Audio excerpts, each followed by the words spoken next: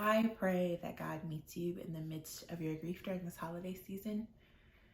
I pray that you would experience moments of joy even when you experience difficulty and sadness. I pray that remembering would bring smiles even when it also brings tears. I pray that you would experience light in moments, though darkness can sometimes feel very hard. I pray that you find ways to remember and honor and create new traditions that help you not only this year, but in the years to come. Amen.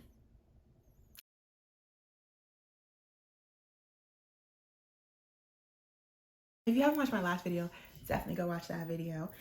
You don't have to watch that one first, but you can watch that one to give more context to this one. But in that video, I shared about unexpectedly and suddenly losing my dad, like literally talking to him, and 24 hours later, no longer being able to.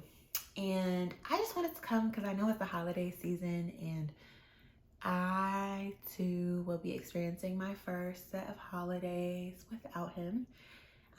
My dad had such a light and a huge presence and spirit about him.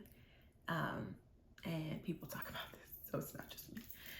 And I feel blessed to be able to say that, like, when I remember him and when people remember him, they only have good things to say. And I constantly learn more about who he was through the stories that people share. And I'm grateful to be able to say that. I know that it's not always the case.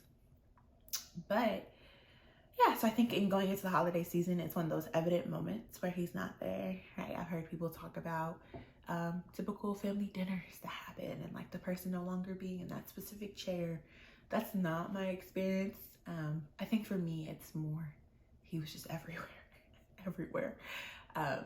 And now that I've gone through Thanksgiving and I was kind of like bracing myself for that, and Christmas is a holiday, and then right after that we have New Year's, right? Starting the new year without him. One thing that I was encouraged to do, and I'm so grateful that I was, and I want to encourage y'all to do or to try, is to commemorate that person. For me, for Thanksgiving, let's do Thanksgiving. I wasn't sure what to do. It was also like a harder holiday because my brother also couldn't be there. So it was just different. Like, it wasn't like the four of us. So if you know, my brother, my mom, my dad, me, four. So it was just different. I didn't know what to do. Shout out to my therapist who like encouraged me. And I ended up like doing this thing that my dad used to always do. And at Thanksgiving, he used to always ask, like, what's something you're thankful for? Over and over and over again. Like, you would know. Brace yourself, okay? You would know he's gonna ask you that question. And I used to be like, Daddy, bro, what? Make space for it, right? And he would share. And this year, I decided to honor his memory by being the one to ask that question. I mean, I was like, you know, Daddy would usually ask this. Let me ask, I'm trying to like, steal, plagiarize. I'm just kidding. But it was a beautiful moment, and I'm so grateful I did, because hearing what other people were thankful for was a blessing to me. To like get to see his heart shown, to hear what people were thinking about, to hear voices, to hear about blessings that they were experiencing, things that they were processing was beautiful. And it was also a blessing to me because for a lot of us, it was like family. And it makes sense because after my dad's passing, like, so much of my family rallied around us, like my family. And I speak of like biological family and my friends that are like family, because baby, friends that are like family. And I was like, yeah, I'm grateful. I am so grateful for that. So it was a moment by asking this question where I got to carry on something that was important to him. I got to experience that at the same time. And I probably will make that a tradition. I'll probably just carry on his tradition. And that was beautiful for me. So though he couldn't be there, there was like a moment of getting to see him in that space. The other thing that I did was dance. Listen, y'all, anyone who knows my dad loved dancing. He loved music. He loved praising.